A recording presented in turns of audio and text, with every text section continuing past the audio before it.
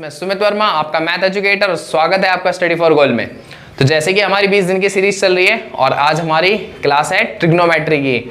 बहुत से बच्चों को इंतजार रहता है ट्रिग्नोमेट्री क्लास का, और आज हम देखेंगे कुछ अमेजिंग तरीके जिससे हम ट्रिग्नोमेट्रीज वैल्यूज जो है वो बहुत कम समय में और आसानी से निकाल सकते हैं। ठीक है, कोई बड़ा मेथड नहीं लगाएंगे, ऐसा मेथड अप्लाई करेंगे जिससे विद इन सेकेंड आप अपना वैल्यूज को फाइंड आउट कर सकते हैं अगर भूल भी जाए एग्जाम में। तो चलिए पहले सीखते हैं कुछ बेसिक्स जो ट्रिग्नोमेट्री के लिए बहुत इंपॉर्टेंट है।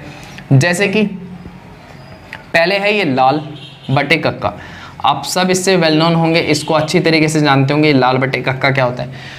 इंग्लिश मीडियम वाले इसको बोलते हैं PBP और HHB।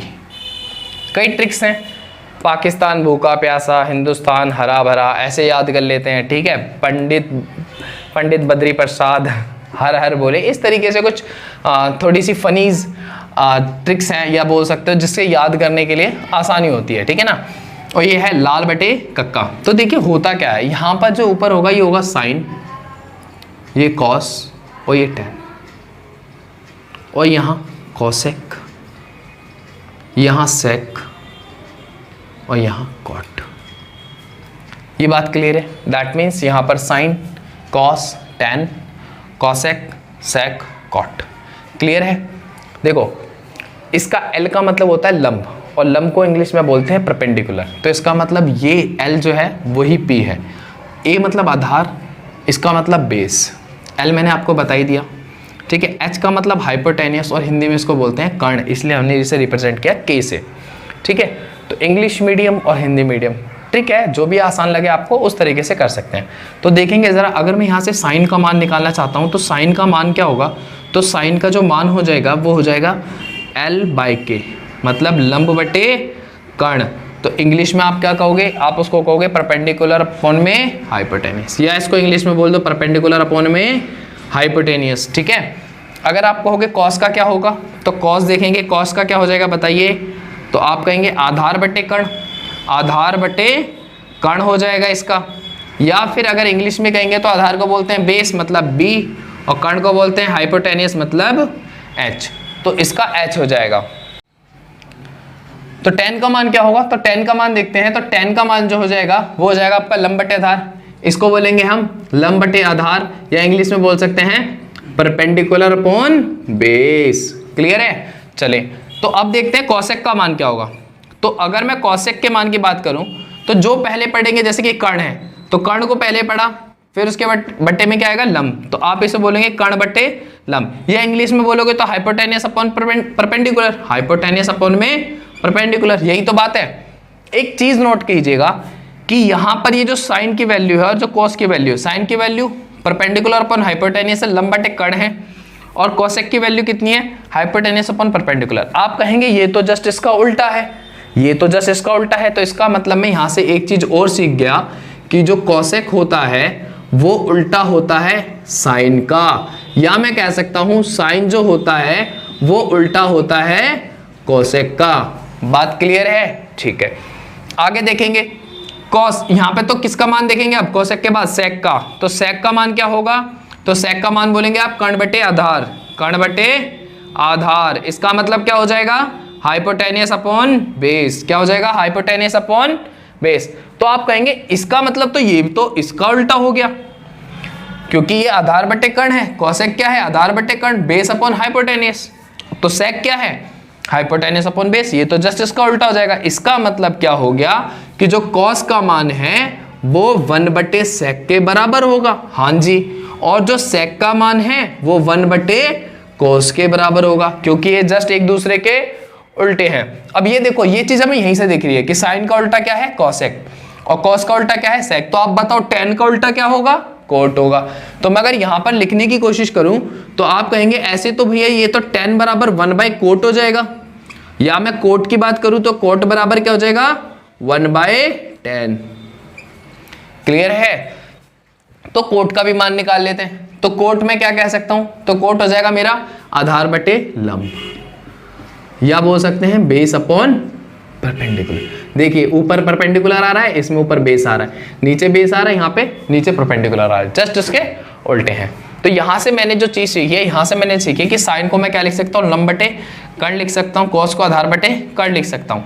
अब देखिए एग्जाम में ये चीज याद रखना कितना आसान है, ये चीज याद रखना कितना आसान है, ठीक है। चाहे इंग्लिश में याद कर लें, चाहे हिंदी में याद कर लें, किसी में भी याद कर लो। तो साइन कॉस टैन, साइन का उल्टा कॉसेक, कॉस का उल्टा सेक, टैन का उल्टा कॉट, लाल बटे कक्का या पीबीपी अपॉन एचएचबी, लंब बटे कर्ण, आधार बटे कर्ण और लंब बटे आधार। तो आपको ये चीज याद रखनी पड़ेगी, आपके लिए बेसिक में इसको मैं नंबर 1 पे रख सकता हूं, पॉइंट 1 है ये आपका, ठीक है, जिसको नंबर 1। और हमने इसी पॉइंट से सीखने की कोशिश करी कि इनके रेसिप्रोकल्स क्या होते हैं, तो इनके रेसिप्रोकल को मैं पार्ट 2 दे सकता हूं या नंबर 2 दे सकता हूं। तो चलिए जानते हैं कुछ आगे भी कि इन बेसिक्स के अलावा और क्या चीजें होती हैं। हम वैल्यूज कैसे निकालना सीखेंगे, क्योंकि वैल्यूज निकालने के लिए पहला और दूसरा पॉइंट जानना आपके लिए बहुत जरूरी था। तो चलिए सीखते हैं हम आगे, समझते हैं आगे। तो अभी तक मैंने आपको क्या समझाया, जरा एक बार बताइए। मैंने कहा लाल बटे कक्का, और मैंने कहा यहां पे होता है साइन, यहां पे होता है कॉस और यहां पे होता है टैन, और यहां पे क्या होता है उसको उल्टा कोसेक, कॉस का सेक, साथ में बोलेंगे याद भी हो जाएगा आपको कॉट। तो अब इनकी वैल्यूज कैसे सीखते हैं निकालना। तो देखिए पहले 5 डिग्री, तो पहले हम सीखते हैं 45 डिग्री। 45 डिग्री के लिए आपको एक वैल्यू याद करनी है। वैल्यू याद क्या करनी है, देखो अभी मेरे साथ एक बार दोहराओगे तो याद हो जाएगी। 1/√2, बोले एक बार 1/√2, 1/√2। देखिए यहां पर भी 45 डिग्री होता है, यहां पर भी 45 डिग्री होता है। क्यों होता है, क्योंकि दोनों साइड्स इक्वल हैं तो एंगल भी इक्वल होंगे और यहाँ 90 होता है। क्लियर है यहाँ तक। तो आप कहीं भी पॉइंट से देखें, यहाँ से देखो चाहे यहाँ से देखो, आपका लंब और आधार दोनों ही समान होते हैं। यहाँ पर आपका परपेंडिकुलर और बेस इक्वल होता है, या मैं बोल सकता हूँ लंब किसके होता है बराबर, आधार के होता है। और दोनों रेशो में कितने हैं, ये 1 है। ये वैल्यू मैं दे रहा हूँ एक रेशो वैल्यू से निकाला है, इसको कैसे निकाला है, रेशो वैल्यू। क्लियर यहाँ तक। चलिए तो 45 डिग्री का मान निकालना सीखते हैं। तो अगर मैं साइन 45 का मान कहूंगा कि साइन 45 का मान क्या हो जाएगा, तो अभी मैंने आपको सिखाया था कि साइन का जो वैल्यू होता है वो होता है लंब बटे कर्ण, या परपेंडिकुलर अपॉन हाइपोटेनियस बोल दो, या लंब बटे कर्ण बोल दो। तो एक बात बताइए, अगर आप इसमें देखेंगे तो लंब और आधार तो दोनों सेम है, दोनों 1 है, तो वो कितना हो जाएगा, 1 हो जाएगा। और बचा कर्ण हाइपोटेनियस, हाइपोटेनियस कितना है, √2। तो साइन 45 की वैल्यू कितनी आ गई, तो आप कहेंगे साइन 45 डिग्री की वैल्यू आ गई 1/√2। दूसरा देखें cos 45 का देखते हैं। तो cos 45 डिग्री ये क्या होता है, बेस अपॉन में हाइपोटेनियस, बेस अपॉन में हाइपोटेनियस, आधार बटे कर्ण। तो यहाँ पे तो लंब और आधार सेम होता है 1, और कर्ण कितना है मेरा √2, हाइपोटेनियस कितना है √2। तो cos 45 का मान भी कितना आ गया 1/√2। tan 45 का देखते हैं, tan 45 का मान क्या होगा, तो आप कहेंगे ये तो होता है परपेंडिकुलर अपॉन में बेस, अरे लंब बटे आधार, तो लंब भी उतना है और आधार भी उतना है, तो दोनों जब 1 है तो इसका मान कितना आ जाएगा 1। इसका मतलब tan 45 का मान कितना आएगा 1। ठीक है, ओके। अब देखो जरा, अगर मैं बोलूं कि साइन का मान इतना है तो कोसेक का कितना हो जाएगा, तो आप कहोगे कोसेक 45, वो तो इसका उल्टा होता है। अगर मैं इसका उल्टा कर दूंगा तो √2 ऊपर चला जाएगा और नीचे 1 आ जाएगा। 1 लिखो या मत लिखो कोई फर्क नहीं पड़ता। तो यहाँ पर क्या आ जाएगा, कोसेक 45 की वैल्यू जो आएगी वो √2। कॉस का उल्टा क्या होता है, तो आप कहेंगे सेक होता है, तो यहाँ भी 1/, तो यहाँ पे भी कितना आ जाएगा √2 आ जाएगा। कितना आ जाएगा √2। tan 45 का 1, और इसका उल्टा भी क्या होता है, इसका उल्टा होता है कोट की वैल्यू। अगर 1 का उल्टा करेंगे तो कितना आएगा, 1 ही आएगा। कितना आएगा, 1 ही आएगा। तो कोट 45 का मान कितना हो गया 1। कितना आसान था, बस खाली 1/√2। अब देखें जरा, अगर आपको एग्जाम में याद नहीं है, अगर आपको ये वैल्यू याद है तो आप किसी का भी मान निकाल सकते हैं। थोड़ी सी प्रैक्टिस चाहिए। सपोज करो आपको ये वैल्यू याद है 1/√2, हमने तो ये सीखा है। ये निकालना किसका है, कॉस का निकालना है। कॉस का क्या होता है, आधार बटे कर्ण, आधार ये रहा, कर्ण ये रहा, 1/√2। डायरेक्ट आप विद इन सेकंड निकाल सकते हैं, विद इन सेकंड। ठीक है, विद इन सेकंड निकाल सकते हैं। तो चलिए सीखते हैं अब कि यह तो 45 का था कि हम 30 डिग्री का मान कैसे निकालेंगे, 60 डिग्री का मान कैसे निकालेंगे, उसको भी जानते हैं। चलिए जानते हैं अब 30 डिग्री और 60 डिग्री का मान आ जाए तो क्या याद रखना है। तो देखें जरा, अगर 30 और 60 डिग्री का मान आ जाए तो हमें क्या याद रखना है, हम याद रख सकते हैं लक। और एक नंबर याद रखना है 132। इसमें सबसे बड़ा कौन सा दिख रहा है? आप कहेंगे 3, इसी पे रूट। ठीक है, हमने क्या कहा? हमने कहा कि 132 याद रखना है और 132 में 3 सबसे बड़ा, तो उस पे रूट। क्लियर है? इससे हम सारे 30 डिग्री की वैल्यूज निकाल सकते हैं। अब ध्यान से समझना, मैं आपका 30 डिग्री और 60 डिग्री सारा का सारा कनेक्ट करने वाला हूं। पहले 30 डिग्री की वैल्यू देखते हैं। तो आप कहेंगे साइन 30 डिग्री की वैल्यू होगी कि आपने तो हमें पढ़ाया था कि लंब बटे कर्ण होता है, लंब बटे कर्ण होता है, और मैंने यहां पर आपको एक लक पढ़ाया है। ठीक है, एल लंब, ए आधार, के कर्ण।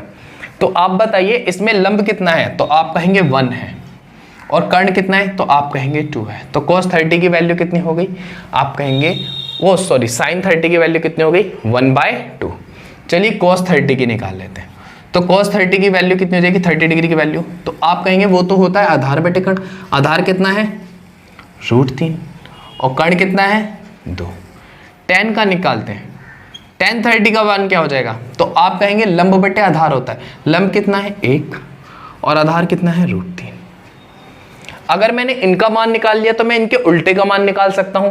मतलब sin 30 का मान निकाल लिया, तो जो मैंने sin 30 का मान निकालना सीख लिया, तो cos 30 का क्या कर दूंगा मैं? जस्ट इसका उल्टा। तो 2/1 का मतलब कितना होता है? 2 ही होता है। sec 30 का क्या हो जाएगा? तो आप कहेंगे ये हो जाएगा 2/√3। cot 30 का क्या हो जाएगा? √3/1। यस और नॉट? कितना हो जाएगा? √3/1। तो देखिए कितना आसान था। अब ध्यान से समझें कि 30 डिग्री और 60 डिग्री में निकालने के लिए हमें क्या क्या चेंजेस करने पड़ते हैं और क्या तरीका है। तो अगर मैं 60 डिग्री में कहूँगा, तो जब मैं 60 डिग्री लेता हूँ तो केवल जो इनके लंब और आधार होते हैं, मैं इनको ऐसे ही लिख रहा हूँ, केवल लंब और आधार चेंज हो जाते हैं। जो आधार है वो लंब बनेगा और जो लंब है वो आधार बनेगा। अब ये ऐसा होता क्यों है? क्योंकि देखिए अगर आपको ये समझ में आ गया तो आप वैल्यूज तो किसी की भी निकाल सकते हैं, लेकिन ये क्यों हुआ, तो इसको समझने के लिए पहले समझते हैं कि ये होता कैसे है। तो देखिए मैंने एक ट्राइंगल लिया, तो यहाँ पर ये जो वैल्यू है सपोज दैट 30 है, और यहाँ जो है ये 60 है, और ये 90 है। तो मैंने एक नंबर लिया, रेशो में जो होता है वो लिया मैंने 12/√3। एक तरीके से याद करने के लिए मैंने बोला 12/√3। इसका मतलब 1 मैंने यहाँ रखा, 2 मैंने यहाँ रखा, और √3। देखिए मैथ की टर्म नहीं है, ये एक ट्रिक है याद करने के लिए। 12/√3, ठीक है। और इसी से मैंने यहाँ पे निकाला। आप देखें यही नंबर 1, 2, √3 यहाँ पर है, जो मैंने रेशियोज की फॉर्म में लिख रखे हैं। अब होता क्या है, जब मैं 30 का मान निकालता हूँ, तो अगर मैं यहाँ पर खड़ा हूँ, तो जमीन कहाँ होगी? तो जमीन नीचे होगी। इसका मतलब बेस कहाँ होगा? तो आप कहेंगे बेस यहाँ होगा। सबसे बड़ी भुजा ये तो कर्ण रहेगी, ये तो हाइपोटेनियस ही रहने वाली है, ठीक है, ओके। और ये जो इसके सामने ये जो दीवार होगी, ये यहाँ पर खड़ा है तो इसके सामने दीवार होगी, तो इसको मैं क्या बोलूंगा? इसको मैं बोलूंगा परपेंडिकुलर।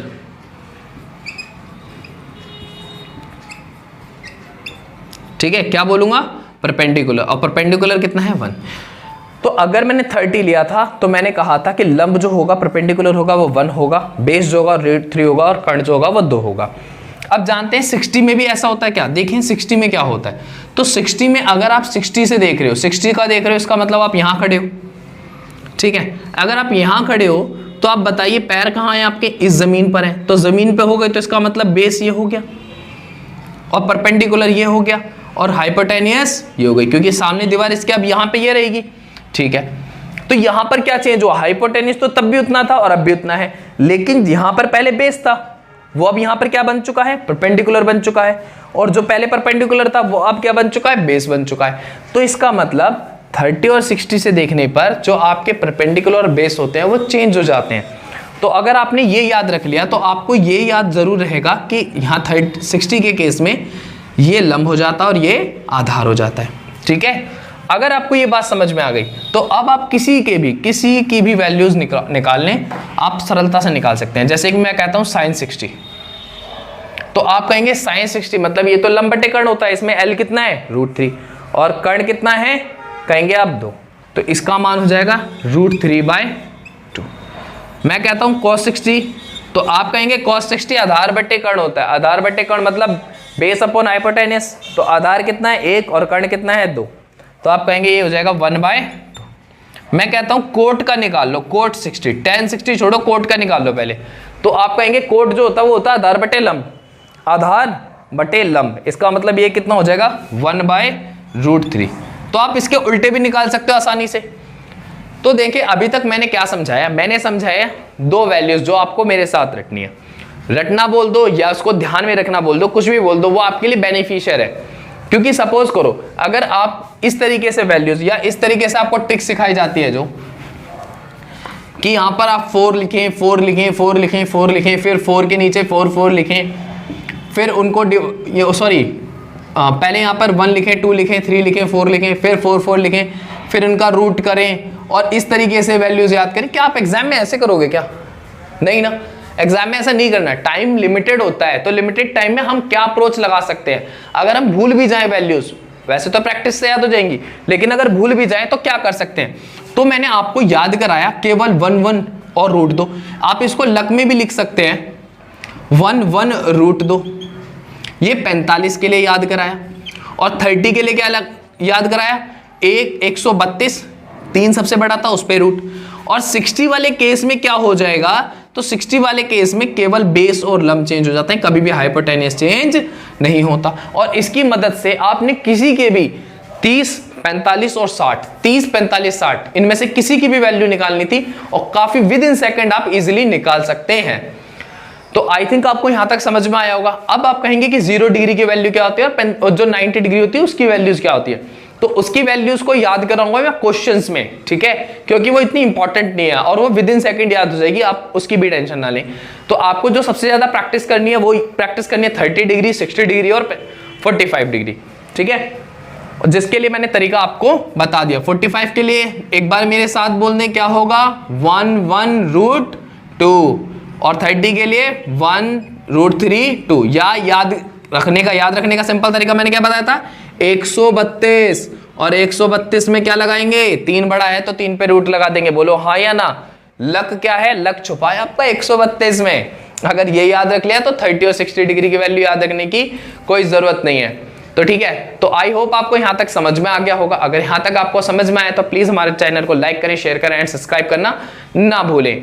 और ऐसे ही मजेदार वैल्यूज याद करने के लिए या ऐसी मजेदार ट्रिक्स को देखने के लिए, कुछ मजेदार क्वेश्चंस को देखने के लिए हमारे चैनल के साथ बने रहें, क्योंकि यहाँ पर आपको इन्फॉर्मेशन मिलेगी लेकिन एक एंटरटेनमेंट के तरीके से, जहाँ पे आप बोर नहीं होगे पढ़ाई से, ठीक है।